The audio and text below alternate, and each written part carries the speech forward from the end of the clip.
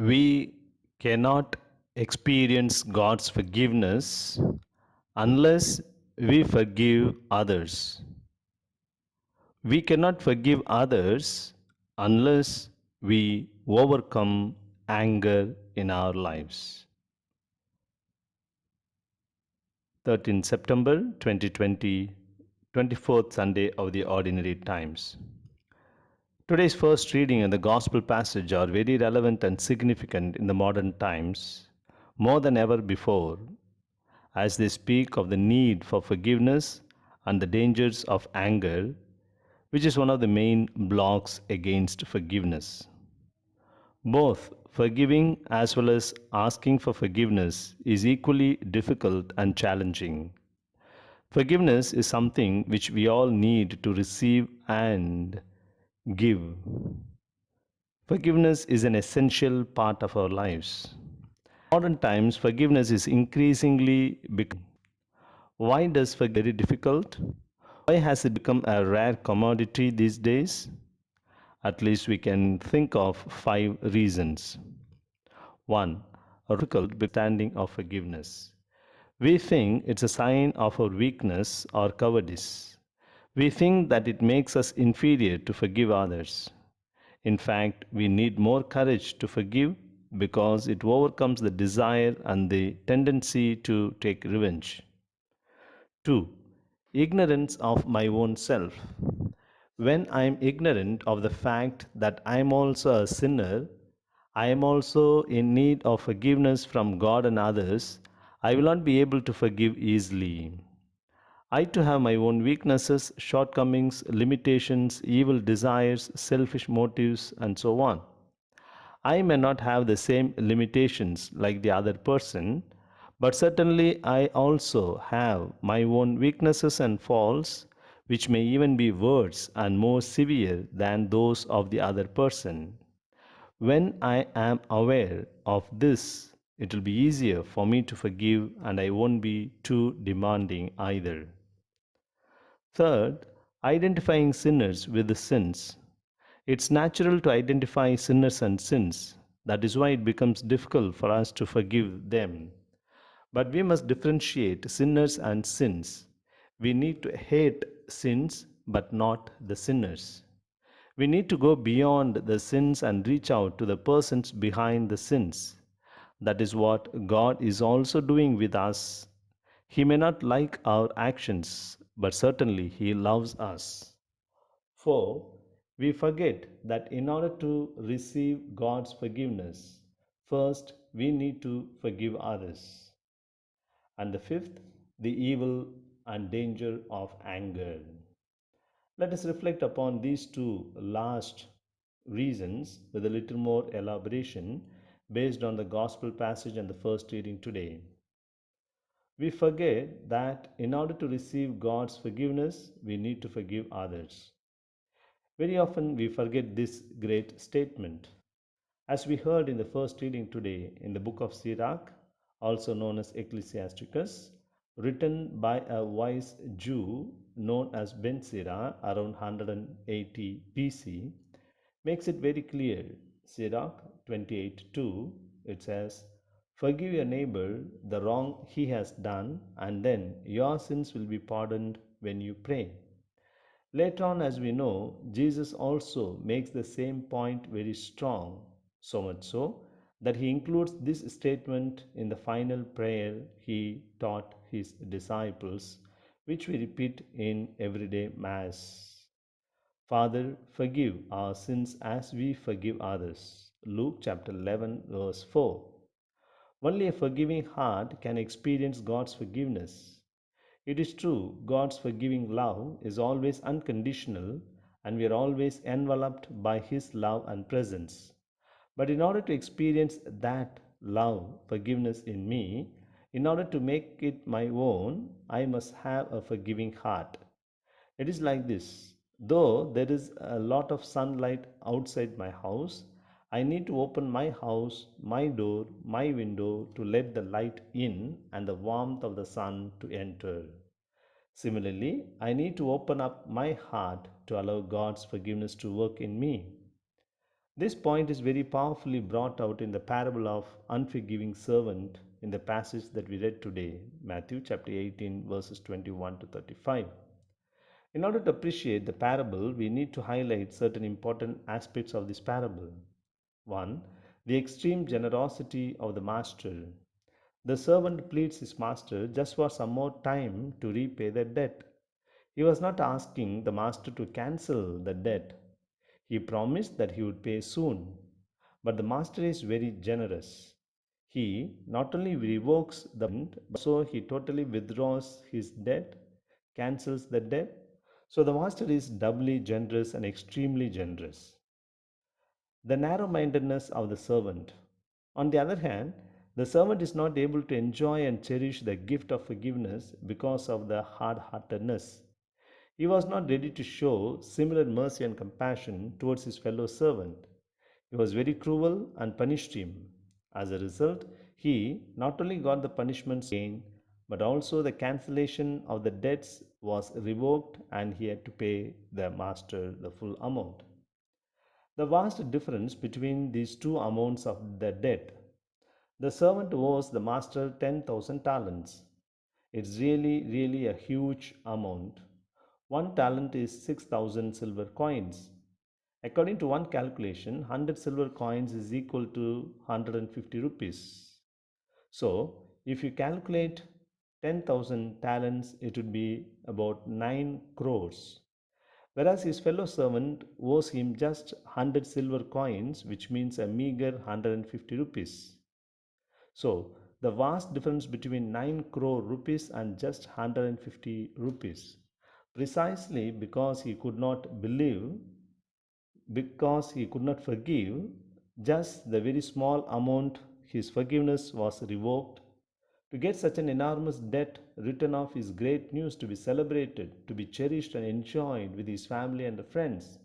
But that poor man, because he could not have a big and generous heart, he lost that great gift from his master. The next reason for not able to forgive others is anger. As we read in the first reading today, Sirach 27:30 says, "Anger and wrath, these also are abominations, and the sinful man possesses them." Anyone can be angry, that is easy. But to be angry with the right person, to the right degree, at the right time, for the right purpose, in the right way, that is not easy. Our emotions need to be aware of state of mind. Otherwise, in anger, our words and actions go uncontrolled.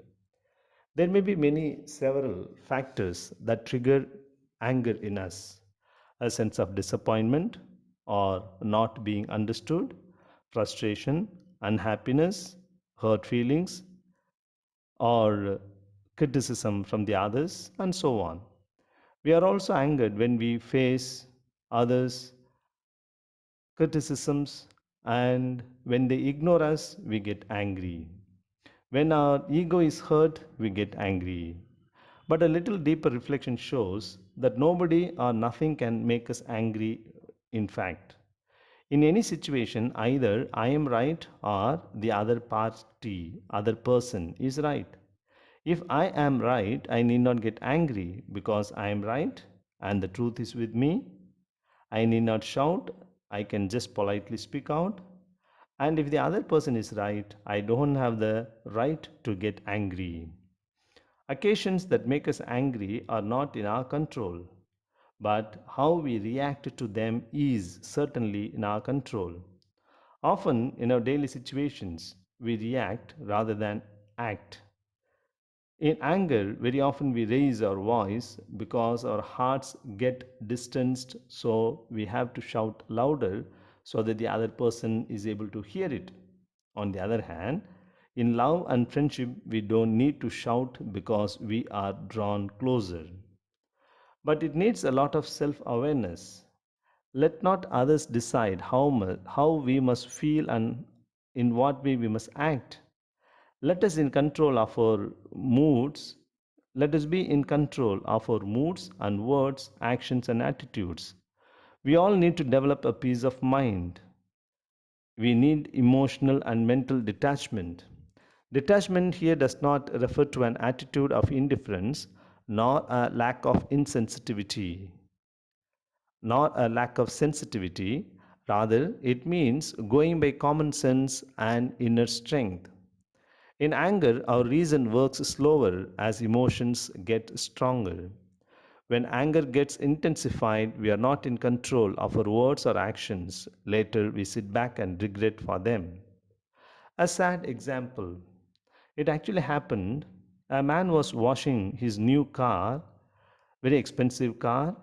His little son, 4 to 5 years old, was watching him for a while. Suddenly, he took a small stone and started scribbling on the door of the car. When his father just happened to notice it, he was so furious that he shouted at the little boy, and in the moment of anger, he just banged on the boy's little hand with the iron handle of the brush with which he was cleaning the car. The little boy was screaming, and it was profusely bleeding on the right palm.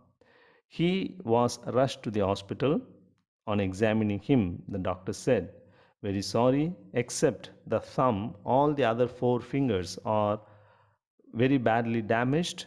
There are several fractures. We need to remove all those four fingers immediately to avoid further complication."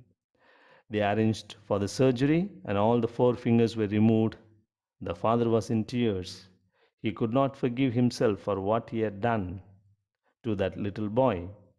When the boy came to his consciousness, he gently asked his father, "Oh, Dad, when will my fingers grow again?" To hear this, his heart was broken. Later, he returned home in a desperate mindset. He happened to see that of the body, scribbling of the boy on the door of the car, and to his shock, he found there, "I love you, Dad." The man could not believe his eyes. His heart was broken into several pieces again. He could not forgive himself for being very cruel and brutal to his little loving son, and in that desperate anxiety, he committed suicide that night. See, all this is because just he failed to control his anger and he lacked in emotional intelligence. Today, we may have acquired lots of information and tons of knowledge about everything under the sun and above the sun. We may have a great wealth of cognitive intelligence and high IQ, but do we have sufficient emotional intelligence? Without emotional quotient, our intelligent quotient is not of much use. Today, advanced studies in the us that our emotions play a big role in controlling our words and actions. The invisible emotions determine our visible actions and the audible words. Unfortunately, we don't teach our children how to be emotionally intelligent. Our schools teach them how to write, how to read, how to draw, how to sing, dance, run, play, etc., but never how to deal with our emotions intelligently. The children are left to learn from their parents. And it is sad that not all the parents are intelligent emotionally. For instance, if the father is angry with the boss in the office, he shows that on his wife at home. If the mother is angry with the father, her husband, that he shows on the child. And the child thinks that if you are angry with someone who is stronger than you need to show it on someone who is weaker than you. So if the child is angry with the parents, he shows it on his pet dog. Jesus is an excellent example for being emotionally intelligent. For instance, in John chapter 2, we've read about his getting angry with the traders at the Jerusalem temple. He shouts at them, he chases them out of the temple, he overturns the tables of the moneylenders and scatters their coins. But when he goes to the simple merchants of the pigeon sellers selling doves, he tells them, "Take them away from here." His anger is the same with everyone, but his treatment is different from people to people. The moneylenders were very rich. They were cheaters. When simple poor people exchanged their money, own currency to get the money to offer in the temple, They cheated them by giving less than the equivalent. Jesus was angry with them and behaved with them very violently. But the simple merchants selling doves were poor. He did not want to cause loss to them. He did not want to harm the pigeons by throwing their cages either. Rather, he tells them, take them away. So he was terribly angry. He was in total control of his words and actions, however. And that is what we call emotional intelligence. Let us remember that anger is just one letter short of danger. You just add D to the word anger, it becomes danger. Anger is a danger at least in three important ways.